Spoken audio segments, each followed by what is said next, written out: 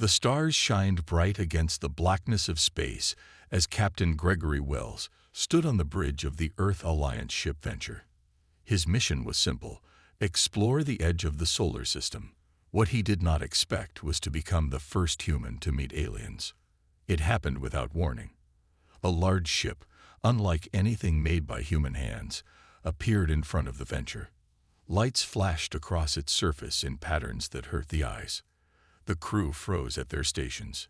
"Sir, they're sending some kind of signal," said Officer Ryan Cole, his fingers moving quickly over his console. Captain Wells took a deep breath. "This is the moment we've all trained for. Open a channel."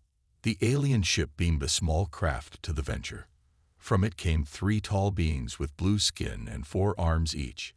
They called themselves the Zintheri, members of the Galactic Council that ruled over 17 species across the stars.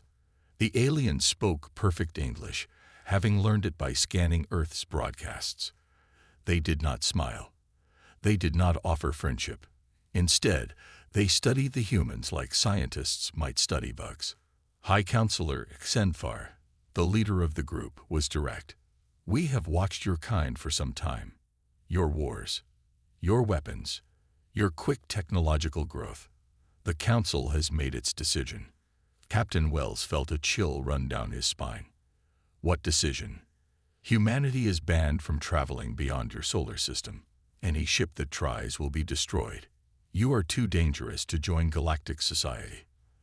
The crew protested, but the aliens would not listen. They left a small device that would alert the Council if humans tried to leave the solar system. Then they departed, leaving Captain Wells with the hardest message any messenger ever had to deliver. Back on Earth, governments argued and people panicked. Some wanted to fight. Others wanted to beg for another chance. In the end, President Alice Morgan called for unity. "We face the greatest challenge in human history," she said in a speech to the United Nations. "We are prisoners in our own solar system, but prisoners plan escapes." In a secret meeting room deep under the White House, the president met with Earth's best minds. Admiral John Blackwood, a veteran of space combat, pounded his fist on the table. "We can't fight them now. Their technology is too advanced, but we won't be weak forever." Dr. Samantha Rivera, head of the Global Science Initiative, nodded. "We need time. Time to study, to build, to grow stronger." President Morgan looked at each person in the room. "Then we'll give them what they want to see, a humble humanity, accepting its place. Meanwhile, we prepare." They called it the Exile Directive. On the surface, Earth would follow the Council's rules. Ships would stay inside the solar system. Official communications would be respectful. But beneath this calm surface, humanity would work toward freedom. Mining operations on the moon doubled, then tripled in size. Mars colonies expanded underground. Jupiter's moons became testing grounds for new engines. Everything happened with one goal: to one day break free of the Council's chains. Captain Wells, now working directly for the president, led the effort to study the alien device left in orbit. "Every lock has a key," he told his team. "We just need to find it." As the years passed, children were taught about the stars not as places to visit, but as a promise for the future. In schools, in homes, in secret labs across the solar system, a single idea took root and grew. Humanity would not remain caged forever. The Galactic Council had made a mistake. They thought they had contained a threat. Instead, they had created one. The Council did not understand an important truth about humans: they never give up. And now, with the entire species working toward a single goal, it was only a matter of time before the cage broke open. And when it did, the galaxy would never be the same. 20 years had passed since the Galactic Council told humans to stay in their solar system. On the surface, Earth appeared to obey. But deep inside mountains, under oceans, and on the far side of the moon, humanity worked in secret. Dr. Frank Carter wiped sweat from his forehead as he looked at the engine in front of him. It was small, much smaller than it should be for the power it produced. This was what they needed: Engines that could cross space quickly but wouldn't be noticed by the Council's watching eyes. "Try it again," he told his team. The engine hummed to life, giving off almost no heat or radiation. The scientists cheered. On paper, this engine didn't exist. Neither did the Department of Advanced Technologies that Dr. Carter led. Meanwhile, on the moon, Chief Engineer Nancy Miller walked through a vast underground city. Council inspection ships only flew over the side of the moon that faced Earth. On the far side, humans had dug deep and built large. Mining machines worked day and night. New ships were tested in hidden craters. "How are the shield tests going?" she asked a young engineer. "Better than we hoped. If they work, Council sensors won't be able to see our ships at all." On Mars, soldiers trained in special suits that could work in any environment. General Peter Grant watched as men and women practiced fighting in different gravity levels. They trained to fight enemies with 4 arms, with tentacles, with abilities humans could only guess at. "Faster," he shouted. "In real combat, you won't have time to think." The biggest breakthrough came from Kevin Walsh, a scientist who was only a child when the Council came. He found a way to send messages instantly across space using quantum particles. These messages couldn't be detected by normal means. "It changes everything," he explained to President Morgan, now in her final year of office. "We can talk to ships or colonies anywhere without the Council knowing." The Council sent inspection ships every few years. When they came, humans put on a show. They showed small colonies on Mars and the Moon. They showed old-style rockets that traveled slowly between planets. The aliens saw what humans wanted them to see. Behind these fake scenes, the real work continued. In a hidden base on Europa, Jupiter's moon, engineers built the first stealth ship. They called it Ghost. It was small, made for scouting, but it carried humanity's hopes. Captain Lisa Jackson was chosen to lead Ghost's first mission. "Your job is simple but dangerous," Admiral Blackwood told her. "Take Ghost past the Council's watching points. Find out what sensors they have. Don't get caught." Lisa and her crew of 5 left at night, their ship dark against the darkness of space. They held their breath as they passed the point where human ships were not allowed to go. Nothing happened. No alarms sounded. No Council ships appeared. For 3 weeks, Ghost explored beyond the solar system, mapping Council patrol routes and finding gaps in their coverage. When they returned, the data they brought was worth more than gold. By the year 2190, Earth had built 50 stealth ships. Secret bases dotted the outer solar system. Thousands of people worked on weapons, shields, and tools that humanity would need for its next big step. In a hidden meeting room on Pluto's moon Charon, the leaders of humanity's secret space program gathered. Admiral Blackwood, older now but still strong, pointed to a star map. "There," he said, indicating a nearby star system. "Proxima Centauri. 4 light-years away. Not claimed by any Council race. Perfect for our first colony." Captain Wells, now Director of Operations, nodded. "The ships are ready. The colonists are trained. It's time to see if we can truly hide from the Council's eyes." President Samuel Clark, who had followed Morgan in office, looked at each face in the room. 20 years of work comes down to this. If we succeed, humanity takes its first step to freedom. If we fail, the Council may destroy us all. The mission launches in 1 month. As the meeting ended, no one spoke of fear. They had lived too long under the Council's rules. Now was the time to break them. The 5 colony ships moved silently through space. Their engines left no trail. Their hulls absorbed light instead of reflecting it.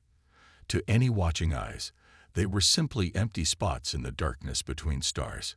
Colonel Ethan Reeves stood on the bridge of the lead ship, Freedom. Inside the 5 vessels were 2,000 colonists, the best scientists, engineers, doctors, and soldiers Earth had to offer. Each person had trained for years for this mission. Each knew they might never see Earth again. "Status report," Ethan said quietly, as if the Council might hear him even across the vast emptiness of space. "All systems normal, sir," replied his second-in-command. "We'll reach Proxima Centauri in 3 days." The journey had already taken 4 months. The ships moved faster than any human vessel before them, but still much slower than the alien ships of the Council. This was the price of staying hidden. On the 3rd day of the final week, disaster almost struck. Navigation Officer Diana Clark was the first to spot it on her screen. "Council patrol ship," she shouted, coming around the gas giant at Mark 7. Hearts stopped across the bridge. If they were seen, everything would be lost. "All ships, power down," Ethan ordered through the quantum communicator. "Diana, plot us a course through that asteroid field." "Sir, the field is too dense. We cooled." "Do it," Ethan said firmly. "Better to risk the rocks than face the Council." For 6 terrifying hours, the human ships drifted through the field of space rocks. Twice, small asteroids hit the Freedom, causing minor damage. But the gamble worked. The Council ship passed by, its sensors seeing only natural objects. 3 days later, the colony ships reached their destination, a green-blue planet circling Proxima Centauri. The colonists named it Haven. Governor Patricia Young led the first team to the surface. She knelt and touched the alien soil with her bare hand. "For Earth," she whispered. Then louder, "Let's build our new home." The colonists worked day and night. They built most structures underground, with only small entrances visible from above. Solar collectors were disguised as natural rock formations. Communication dishes were hidden in artificial tree trunks. Within 5 years, Haven was a real colony. Farms produced food. Factories made tools. Children were born, the first humans to take their first breaths on a world beyond the solar system. Engineer Marcus Wilson led the team that improved the stealth systems on their ships. "The Council might have better technology overall," he told his team, "but in hiding, we're becoming the experts." Then came the discovery that changed everything.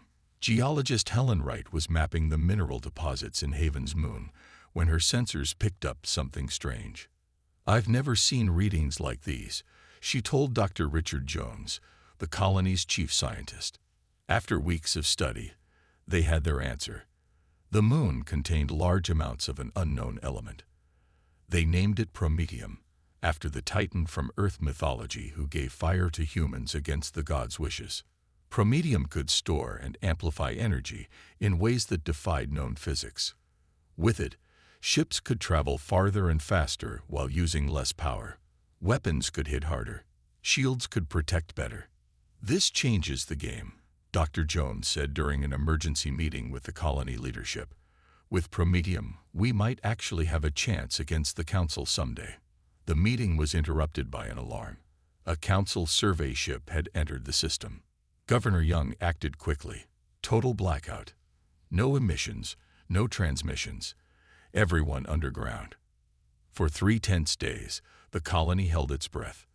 The Council ship moved methodically through the system, scanning each planet. When it reached Haven, the colonists waited for the worst. But the Council ship moved on. Its sensors detected nothing unusual about the seemingly uninhabited planet.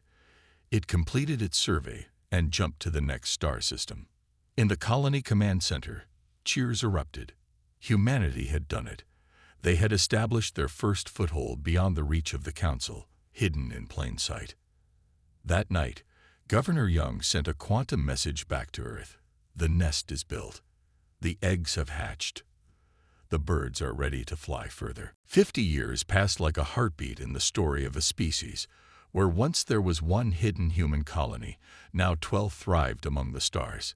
Each was carefully placed in systems the Council rarely visited, each protected by advanced stealth technology.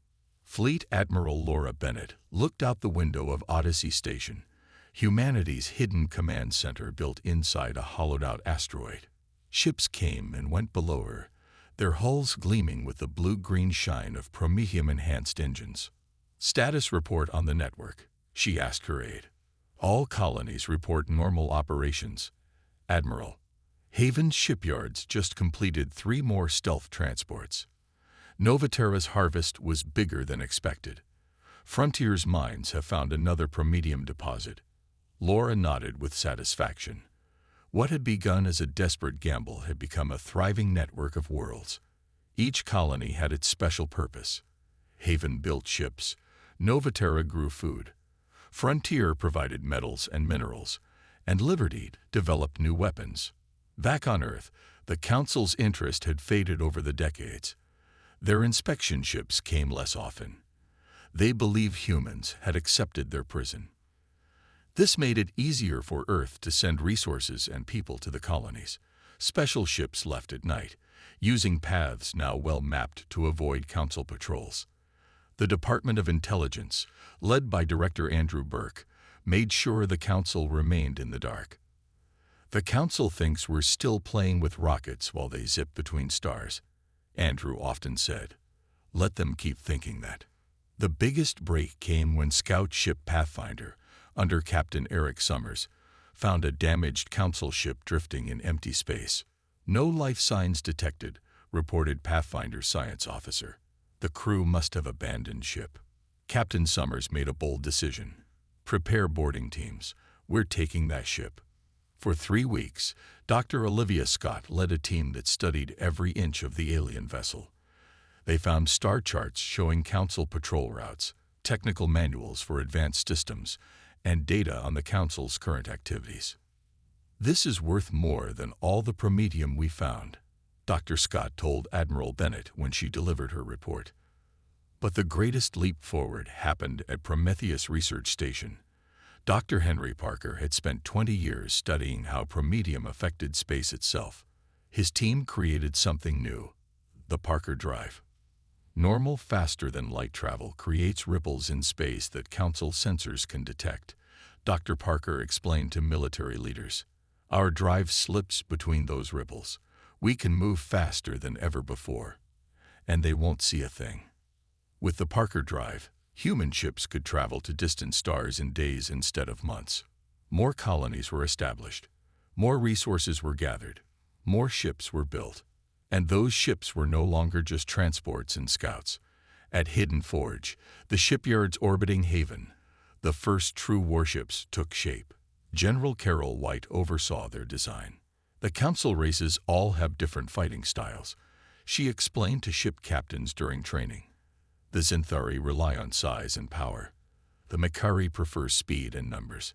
We've studied them all, and we've built ships that can counter any of them. The human defense fleet grew in secret. Fast attack ships, heavy cruisers, carriers filled with fighter craft. Humanity prepared for war while praying for peace. Admiral Bennett sometimes wondered if they were making a mistake. Was humanity becoming the very threat the Council had feared? But then she remembered the chains the Council had placed on her species, the arrogance with which they had judged humanity unworthy.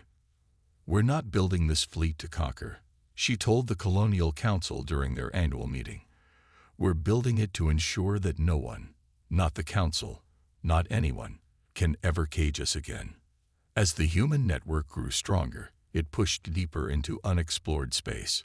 No one knew that this expansion would soon lead to a meeting that would change everything, a meeting with others who also had reason to fear and hate the Galactic Council.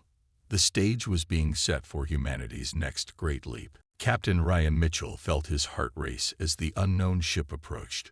His vessel, Explorer, was far beyond established human territory when their sensors picked up the alien craft. It's not a Council design, his science officer reported. I've never seen anything like it. Ryan had a choice: run or make contact. Either could be dangerous, but humans had hidden long enough.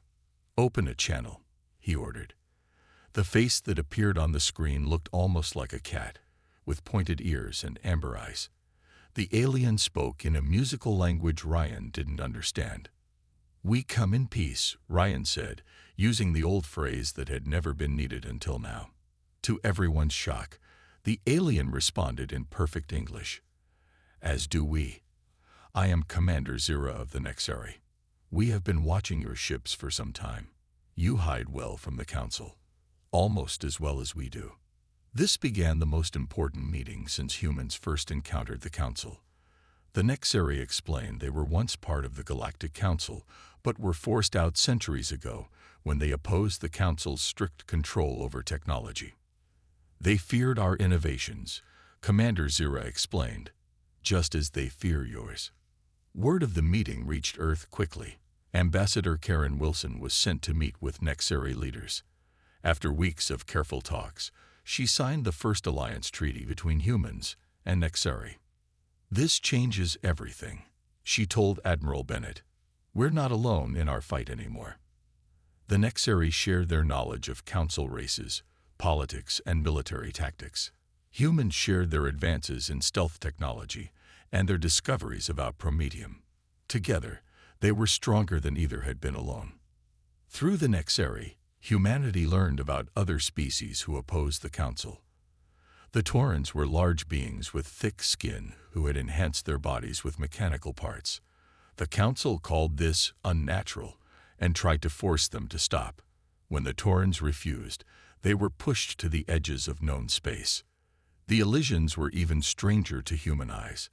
They were beings of pure energy who could take physical form when needed. The Council feared their powers and kept them isolated on their home planet. Secretary of State William Foster traveled in a heavily guarded ship to meet representatives from both species. Despite their different looks and histories, they found common ground. All had suffered under Council rule, all valued freedom, and all were willing to fight for it. We propose a coalition, William said during the historic meeting. Not just an alliance, but a new power in the galaxy. Together, we can stand against the Council as equals. The coalition of independent species was born that day. Member races shared technology, resources, and military support. Joint research teams worked at a new facility on Nexus Prime, combining knowledge in ways never before possible. Coalition military forces began to train together. Colonel Stephanie Davis led the first joint exercises, helping the different species learn to work as one fighting unit. Humans are adaptable, she told her mixed team of humans, Nexari, Taurans, and Elysians. Nexari are stealthy. Taurans are strong. Elysians can manipulate energy itself. Apart, we each have strengths. Together, we have no weaknesses. The coalition grew stronger every month. Some leaders, like General Daniel Harris, believed it was time to come out of hiding. We should demand the Council recognize our right to exist freely, he argued during strategy meetings. We have the power now to back up our demands. Others, like Admiral Jason Roberts, urged caution. The Council still outnumbers us. We need more time, more ships, more allies. As the debate continued, Coalition intelligence reported strange movements of Council ships. Patrols increased along the borders of known space. Scout ships ventured into areas they had ignored for years. They suspect something, Admiral Bennett told the Coalition Leadership Council. They don't know what yet, but they're looking. The question is, what will we do when they find us? That question would be answered sooner than anyone expected. The alarm sounded across Liberty Colony at exactly midnight local time. Governor Victoria Adams was pulled from sleep by the urgent message. A Council deep space ship had detected unusual energy readings from the colony's research center. How did this happen? She demanded as she rushed into the control room. A power spike during testing of the new shield system, her chief of security explained. We shut it down immediately, but not before their sensors picked it up. Victoria's face hardened. They had prepared for this day, hoped it would never come, but always knew it might. Activate all defense systems. Alert the Coalition. We will not surrender this colony. 3 days later, a Council armada arrived. 20 warships surrounded Liberty, their weapons ready. A transmission came from the lead ship. Attention human settlement. This is Commander Zorvac of the Galactic Council Enforcement Fleet. You have violated Council Directive 1173 by settling beyond your solar system. Surrender for immediate relocation and memory adjustment or face destruction. Governor Adams stood tall as she sent her reply. We claim this world as free territory of the human empire. We will not surrender. We will not relocate. And we will fight any who try to remove us. The Council ships moved closer, their weapons charged, but before they could fire, Liberty's defense grid activated. Hidden missile launchers rose from what had appeared to be hills. Energy shields flickered to life around the colony. The battle began. Council ships fired powerful beams at the colony, but the shields held, strengthened by Prometheum technology the Council had never seen before. Liberty fired back, their weapons causing surprising damage to Council ships. For 6 hours, the battle raged. 3 Council ships were destroyed. Liberty's shields weakened. Just when it seemed the colony might fall, new ships appeared on the edge of the system. Coalition reinforcements have arrived, announced the communications officer with a cheer. Admiral Paul Evans commanded the human flagship Defiance, leading a fleet of 60 coalition vessels, human, Nexiri, Tauran, and Elysian ships fighting side by side. They hit the Council forces from behind, using tactics the Council had never faced before. The Council ships, caught between the colony defenses and the coalition fleet, broke formation. Several jumped away immediately. Others fought desperately but were quickly overwhelmed. After just 2 more hours, the remaining Council ships retreated. The Battle of Liberty was over. For the first time in recorded history, the Galactic Council had lost a major engagement. News of the defeat spread quickly through Council space. An emergency meeting was called on the Council homeworld. The Xanthari representatives demanded immediate and overwhelming action. We must crush this rebellion with all our forces, High Counselor Xanthar argued. These humans have not only broken their quarantine but have formed an alliance with other outcast species. If we do not stop them now, others might join them. But the diplomatic Lorians urged caution. Perhaps we should open talks instead. If so many species have united against us, we should ask why. The debate raged for days while intelligence reports brought more troubling news. The coalition was larger than first thought. They had established dozens of colonies, built hundreds of ships, and developed technologies the Council had never seen. In the end, the hardliners won.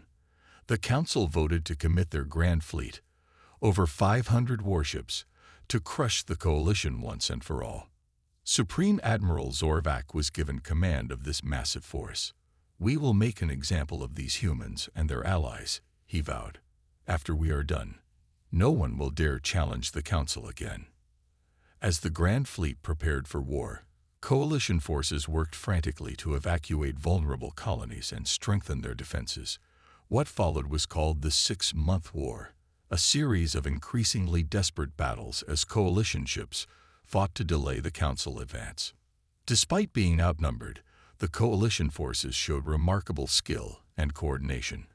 For every colony they lost, they made the Council pay a heavy price in ships and lives.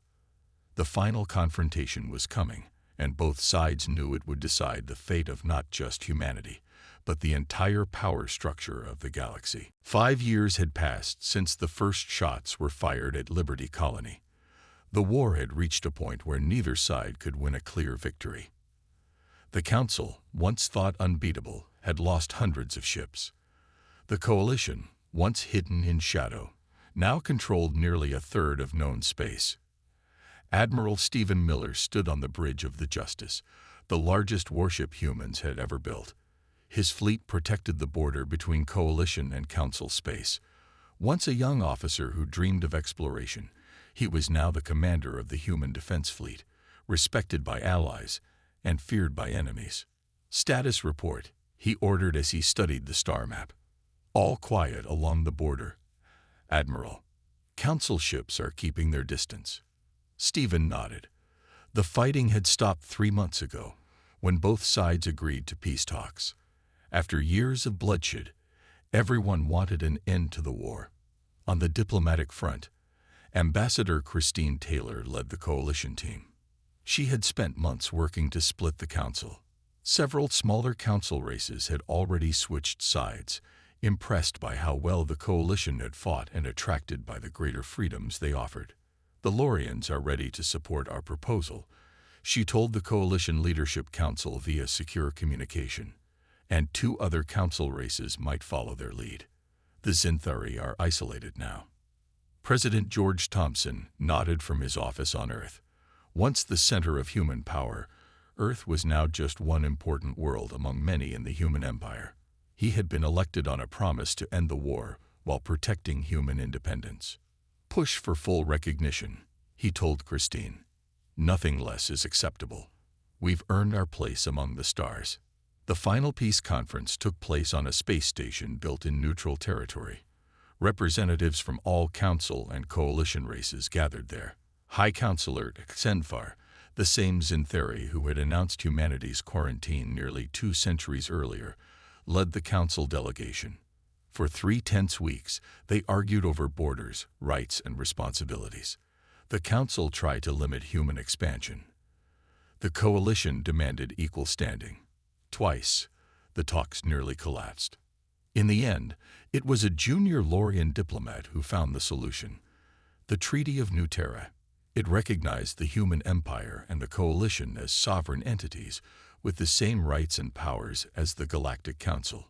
In return, they agreed to respect established borders and work together on issues affecting all species. When the treaty was signed, celebrations erupted across human space. Ships launched fireworks that could be seen from orbit. On Haven, the first human colony, people danced in streets that had once been hidden underground. 10 years later, President Thompson stood in the Great Hall of the new Galactic Senate, built in orbit around Earth, the same planet once deemed too dangerous to join galactic society. Representatives from all species, council and coalition alike, gathered to mark the anniversary of the treaty. We have come far, he said in his speech, from prisoners in our own solar system to citizens of a galaxy. The human empire now spans 57 star systems. Our ships fly freely among the stars. Our people work alongside beings we once could not imagine. As he spoke, a small council ship docked at Earth's main station. On board was Xenfar, now old even by Xanthari standards. He had asked for a private meeting with Fleet Admiral Susan Blackwood, the great-granddaughter of Admiral John Blackwood, who had helped create the Exile Directive so long ago. They met in a simple room with a window facing the stars. Neither spoke for a long moment. It was Xenfar who finally broke the silence. "We were wrong about your people," he said quietly. "We feared what you might become, and in trying to prevent it, we created exactly what we feared." Admiral Blackwood looked at the alien who had once condemned her species to isolation. She could have been angry, but time had softened that emotion. "Perhaps next time," she said, "you'll offer friendship first." Outside the window, Earth turned slowly below them. Beyond it stretched the stars, no longer a distant dream but the home of humanity's growing empire. An empire that had been born not from conquest, but from the simple desire to be free.